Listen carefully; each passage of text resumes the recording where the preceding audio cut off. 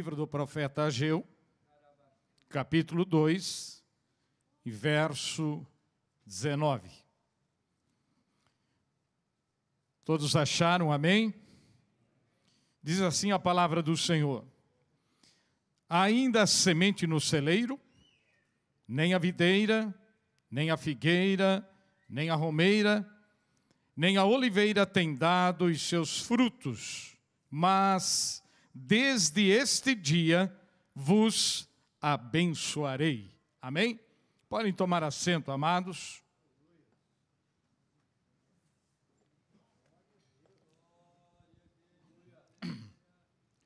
Quero agradecer pela forma carinhosa que nos receberam. Pastor Sérgio, Deus abençoe.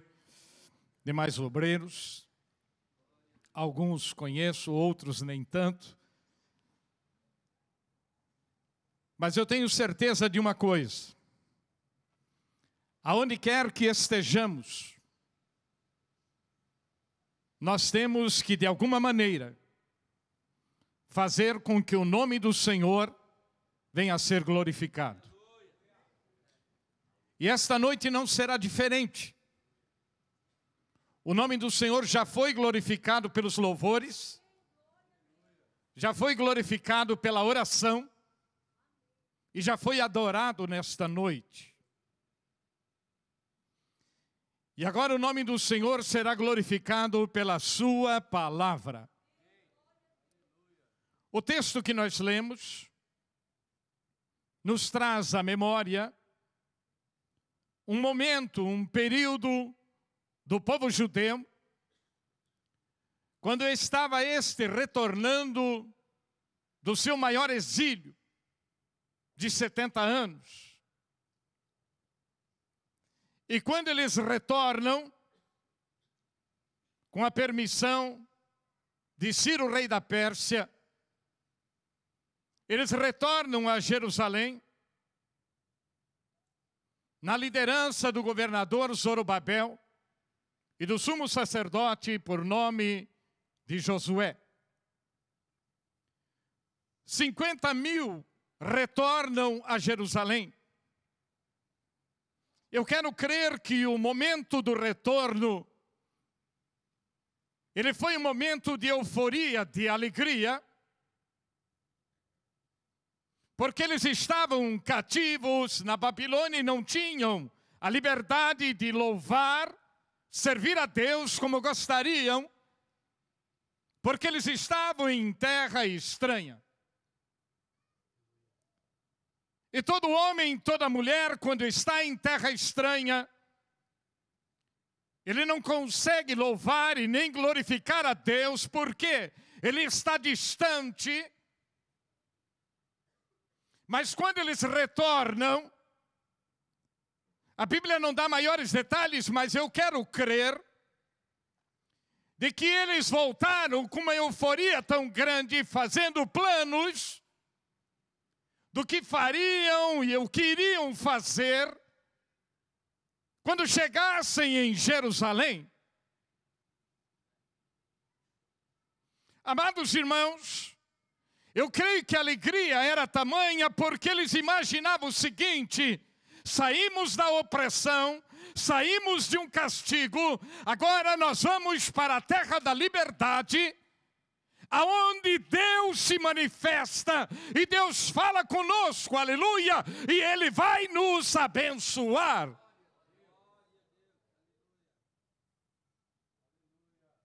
Algumas coisas nós não entendemos muitas vezes. Quem é o Deus que nós servimos? E por que razão muitas vezes esse Deus, Ele silencia para conosco? E muitas vezes nós imaginamos e falamos: Deus, Ele esqueceu de mim. Ficamos pensando que Deus nos abandonou. Não. É que Deus muitas vezes, dentro da estratégia divina dEle para com cada um de nós, Ele usa estratégias E a estratégia de Deus, muitas vezes, para comigo, para com você, é o silêncio. O silêncio diz muita coisa. O silêncio, muitas vezes, nos coloca em nosso devido lugar, porque estamos altos demais. E muitas vezes pensamos que somos grandes demais. Aí Deus, como Ele nos ama, o que é que Ele faz? Ele silencia para nos trazer de volta para o nosso lugar. Aleluia! E foi exatamente isto que aconteceu com Israel. Mas agora eles retornam. A alegria é tamanha, é tremenda. E eles voltam com duas missões. A primeira delas, reconstruir o templo. E a segunda delas, reconstruir os muros. Amados irmãos, quando eu traço um paralelo deste acontecimento com os dias atuais, eu consigo enxergar e entender algumas coisas que Deus quer de cada um de nós. Eu quero fazer parte de um avivamento. Você quer fazer parte de um avivamento, mas para isto é preciso reconstruir, aleluia. Reconstruir vidas, reconstruir comportamento, reconstruir direcionamentos, aleluia. Para quê? Para que Deus trabalhe em nossa vida, aleluia. Muitas vezes achamos de que Deus, Ele não quer o nosso esforço. Nós pensamos, bom, a maioria está indo, eu vou acompanhar este grupo. Vocês já perceberam uma coisa? Que dentro da igreja, nós temos o crente espiritual efusivo. Aquele que quando canta seu louvor, ele já está glorificando. Quando alguém lê a palavra, ele dá um glória a Deus bem alto, um aleluia. E de repente ele glorifica a Deus e o outro ao lado dele está frio e cético. Muitas das vezes nós vamos o que a maioria faz, não. Nós temos que fazer aquilo que o Espírito de Deus, aleluia, trabalha em nossa vida. E Ele nos cobra santidade na presença de Deus, aleluia. Este povo estava voltando. Era duas coisas. Reconstrução de muro e reconstrução do templo. Mas o que aconteceu? Quando eles chegaram em Jerusalém, eles se alegraram, agradeceram a Deus, choraram pelo templo destruído, choraram pelos muros rompidos, mas agora vamos ao trabalho. É tempo de lamentar, mas há o tempo de agir. Vocês perceberam que tem crente que só sabe lamentar? Ele só sabe reclamar da sua sorte. Aí eu queria ser pastor, mas não sou. Eu queria ser pregador, mas não sou. Eu queria ser isso, mas não sou. Eu queria ser aquilo, mas não sou. Não! Não reclame mais. Diga, Senhor, eu estou aqui na tua presença. Usa-me em tuas mãos. Aleluia.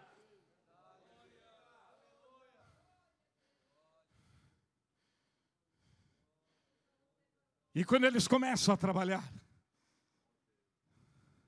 alegres, os muros estavam sendo fechados. O templo estava sendo erguido. Mas o que acontece? Vem o inimigo na forma dos samaritanos. Eles começam agora a colocar na mente daquelas pessoas e dizer para elas o seguinte: esse templo? Vocês estão perdendo tempo. Quando Salomão edificou esse templo, todo mundo levava ouro para ele. Todo mundo levava prata para ele.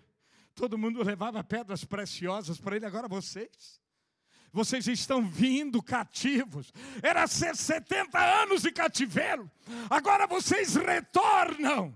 Vocês não têm dinheiro, vocês não têm prata, vocês não têm ouro, vocês não têm nada. Parem com isto, porque este templo vai ser uma vergonha.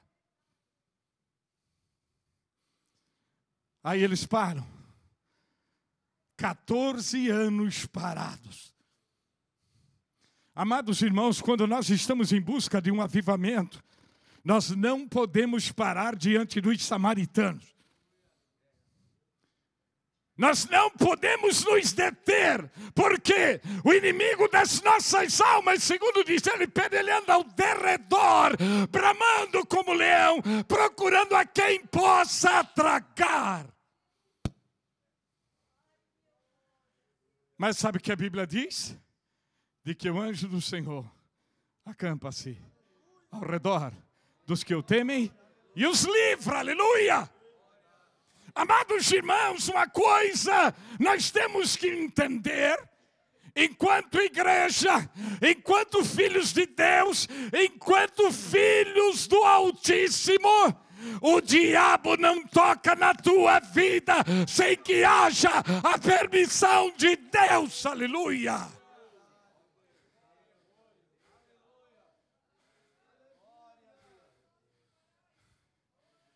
Na década de 80, eu estava pedalando a minha bicicleta ali na rua Anita Garibaldi. Eu recém-casado, com a Laurete, minha esposa, que este ano nós fazemos 44 anos de casado. De repente um senhor, igual o pastor Geraldo, assim, moreno, ele me parou e ele disse: você é o Arnaldo? Falei: sou eu. Ele olhou para mim e disse assim: sabia que você vai dar um bom pai de santo? Eu olhei para a cara dele e disse: por quê? Ele disse: eu não devia falar, mas eu vou falar. Teve uma pessoa que encomendou um trabalho no centro de Candomblé, onde eu sou o pai de santo. E ele encomendou um trabalho para tirar a tua vida. E os guias voltavam e diziam que não podiam, porque este homem tinha corpo fechado. Sabe o que é isso? Eu e você temos uma marca em nossa vida. É a marca do sangue de Cristo. E o diabo não te toca, aleluia.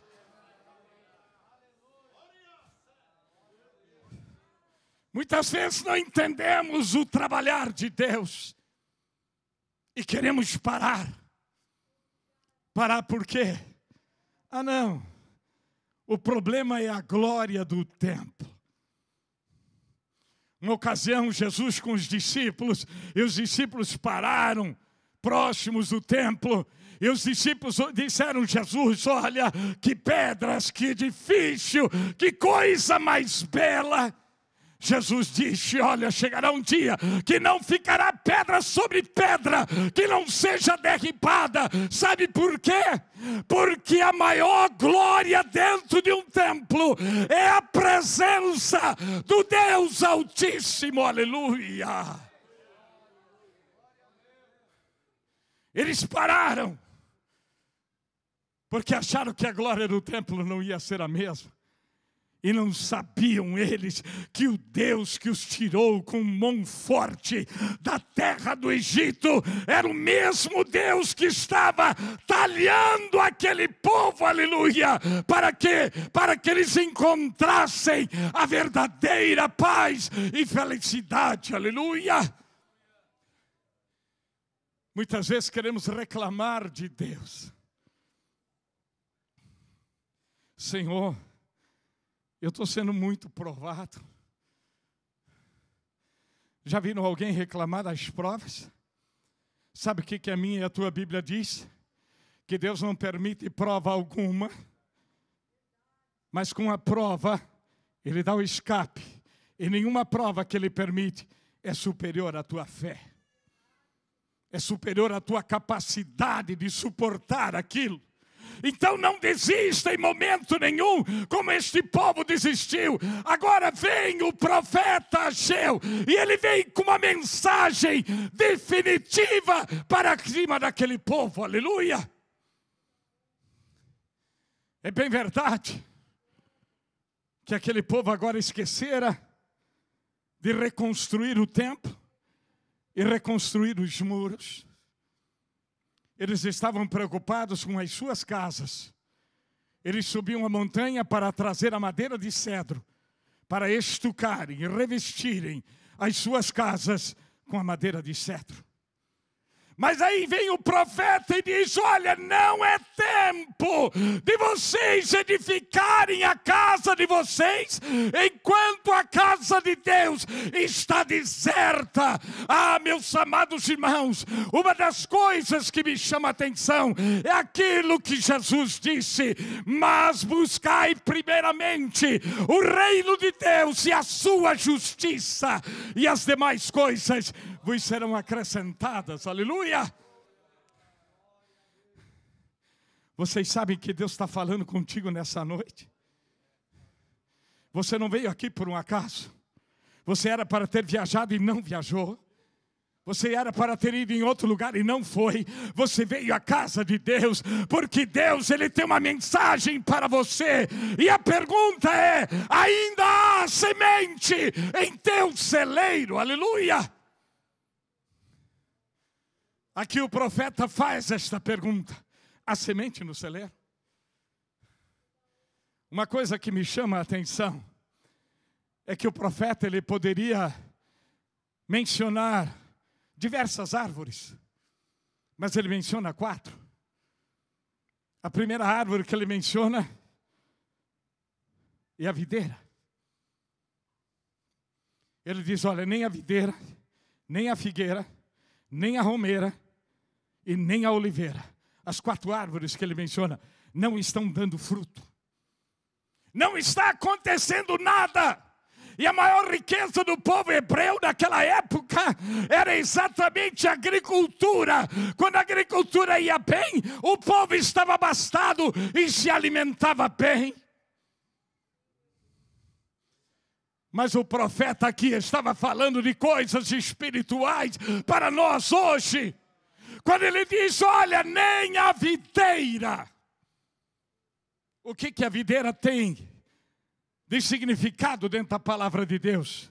O vinho, alegria. O significado na Bíblia da videira é alegria. Amados irmãos, o profeta quis dizer: olha, vocês não têm mais alegria, acabou. Sabe o que a Bíblia diz? A alegria do Senhor é a nossa força.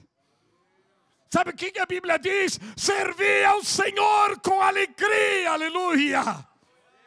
Muitas vezes não entendemos. E eu te pergunto: você tem semente na tua vida? No teu depósito? Você tem alegria? Um dia o salmista, em momento de desespero, após pecar, ele diz: torna a dar-me alegria da tua salvação, aleluia. Você está alegre? Você está alegre, sim ou não? Se não tiver, esta é a noite que Deus quer alegrar o teu coração. Ele quer pôr alegria dentro de você novamente, aleluia.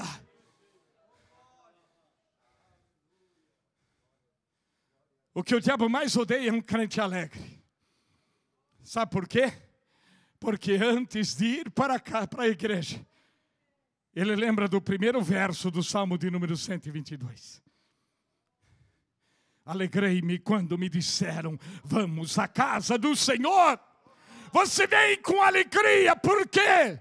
Vamos adentrar nos átrios de Deus com alegria. Para quê? Para que Deus comece a agir e operar em nossas vidas. Aleluia! Eu quero um avivamento.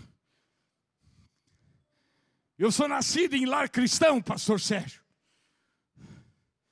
O meu pai cooperou na obra aqui em Santa Catarina, Pomerode, Indaial, Timbó, São Miguel do Oeste e por fim aqui em Joinville, e aqui ele faleceu. Eu vi muita coisa acontecer. Eu sou de um tempo, aleluia, que você chegava perto da igreja, a alegria já estava expressa no barulho. Eram hinos espirituais que há muito tempo eu não escuto mais, porque havia um avivamento na vida daquelas pessoas, aleluia. Para fazer parte de um avivamento, tem que ser íntimo de Deus. Você não pode ser formal, um crente formal. O crente que só aparece em eventos sociais, não. Você tem que ser o crente que aparece em evento espiritual. Aonde Deus fala, aonde Deus se manifesta, aleluia. E Ele quer te dar alegria nesta noite. Você que está triste, acabrunhado nesta noite, o Espírito de Deus vai te alegrar, aleluia. Havia uma segunda árvore, a figueira. O que a figueira dá? Figo. Quem não aprecia um bom doce de figo? Não é verdade? É saboroso. No açúcar, na conta certa. Sabe o que o doce dentro da Bíblia, ou a doçura dentro da Bíblia se refere? A comunhão.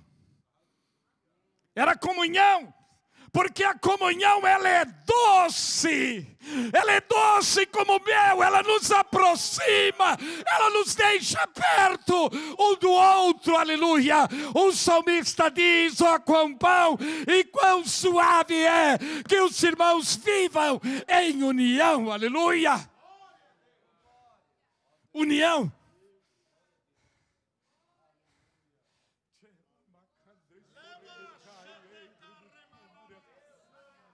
Uma das coisas que o diabo mais odeia é a unidade da igreja. Sabe por quê? Porque ele não consegue colocar a cunha dele. Vocês já viram alguém antigamente abrir uma tora de lenha? Ele começa a bater com cunha para rachar aquela lenha. O diabo tenta fazer isso, mas quando existe união, não adianta, não entra, não acontece o que ele quer, só a presença de Deus, aleluia. A igreja primitiva, sabe por que a igreja primitiva cresceu? E cresceu assustadoramente por causa da união. A Bíblia diz que eles tinham tudo em comum. Eles repartiam o pão com singeleza de coração.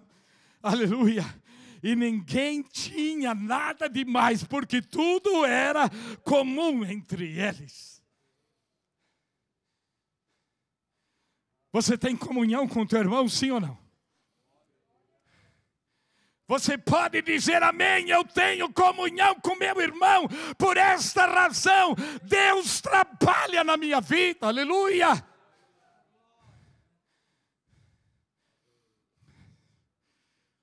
Ou você é daquele que só consegue olhar para um lado, não consegue olhar para outro. Sabe por quê? Porque de um lado teu é alguém que você gosta, e do outro lado é alguém que você não gosta. Como é que você vai dizer que ama a Deus quando não consegue amar o teu irmão que está aqui junto de você? Amados, Fraquezas nós temos, falhas nós temos, imperfeitos nós somos. Mas se nós nos amarmos em comunhão, Deus, Ele simplesmente apaga estas fraquezas e diminui estas diferenças. Aleluia! Comunhão.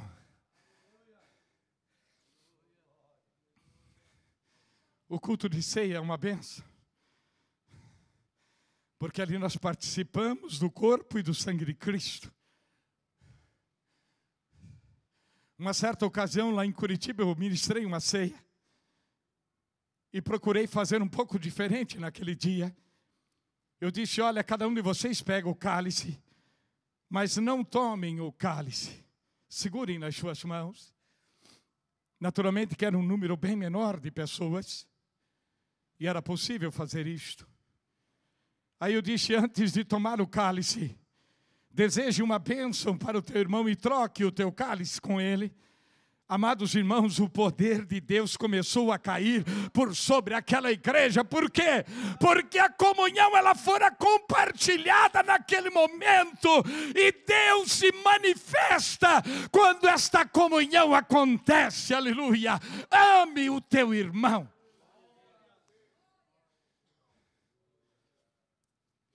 Ah, mas ele é feio, ele é antipático. Tem problema. Jesus salvou o antipático. Jesus salvou o feio também. Se vocês olharem bem para mim, vocês vão sair correndo que o jeito da madeira é esse. Não tem jeito.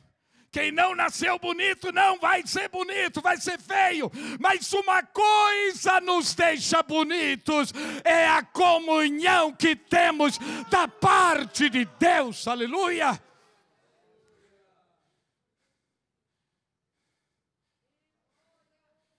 Uma certa ocasião em Curitiba, quando eu era coordenador geral da UMADS, você lembra, né, Jairo?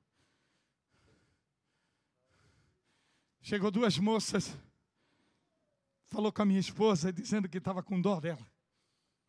Estava com pena. Mas por quê? Não, esse teu marido é tão bravo, ele deve bater em você. Não olhe as pessoas pelo jeito da madeira. A madeira pode ser feia, mas a vida é uma bênção. A madeira pode ser feia, mas é instrumento de Deus. A madeira é feia, mas é usado por Deus. Aleluia! Deixa-te usar por Deus e tenha comunhão com a igreja. Aleluia! O horário já deu. Vamos à terceira árvore. A terceira árvore era uma romeira. Para que serve a semente da romã? Para fazer chá. E esse chá limpa garganta. E se pegar a semente in natura e amassar e passar no olho, serve como colírio também. Os antigos diziam isso. Eu não sei se é verdade, mas eles dizem que é. E quando eu olho para dentro da Bíblia e penso em limpeza, no que eu penso? Aí o profeta Ageu estava dizendo, olha, aonde está a semente da santidade? Santidade é limpeza. Existem os processos na vida da pessoa quando aceita Cristo. Salvação não vem de nós, é dom de Deus. Justificação não vem de nós, vem de Deus. Santificação não vem de Deus, vem de nós. Por quê? Porque eu tenho que seguir a santificação. O que o escritor aos Hebreus diz? Seguir a paz com todos e a santificação, sem a qual ninguém verá o Senhor. Aleluia! Vida santificada é a semente. E quando você começa a pensar, Senhor, santifica a minha vida. Não adianta você orar para Deus santificar a tua vida. Você tem que mostrar para Deus que você está trilhando o caminho da santificação. Ou seja, separando-se do mundo, separando-se da fofoca dentro da igreja, do falar mal de A, B ou C, de comentar da vida de alguém. Isto, quando você deixa de fazer, você está trilhando o caminho da santificação. Parece que quando fala em fofoca dentro da igreja, é mais difícil de dar glória a Deus. É verdade, eu sei. Sabe por quê? Porque nós temos uma tendência, algo que corre aqui, ó. Sangue, ele é pecaminoso. O sangue que corre em nossa veia, ele corre para o pecado. Por causa disso, Jesus disse para os discípulos: olha, o espírito está pronto, mas a carne é fraca. Sabe o que é espírito pronto? Espírito pronto é a plataforma da ação de Deus na vida do homem. Sempre vai estar pronto. Existe um lugar dentro de nós que o diabo nunca vai ocupar, que é a plataforma da ação de Deus na vida do homem. Só Deus ocupa este espaço, aleluia. A semente da santificação. Procure santificar o teu olhar. Procure santificar o teu falar. Procure santificar o teu agir. Procure santificar os teus pés, aonde eles te levam. Tem pessoas que querem ser santas na igreja. Não, você tem que ser santo em todo lugar.